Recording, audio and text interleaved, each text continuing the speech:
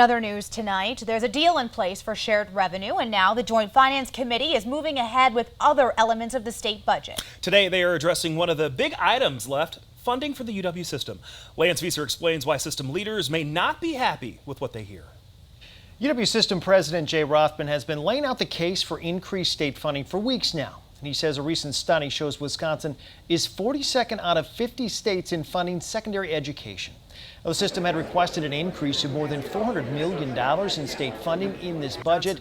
Governor Evers proposed about $300 million. However, Republican leaders have pushed back. Speaker Robin Vos telling the Associated Press today he wants to cut funding that is used for diversity initiatives.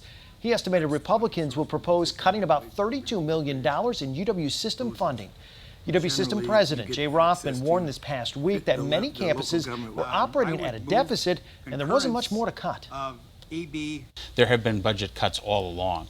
So at some point you're starting to cut into bone. It's not in muscle and bone, you're not getting just rid of excess. And that's the real challenge. Now the universities will do what they have to do to get it done, but there are going to be some significant changes if we don't get a higher level of state support in the system.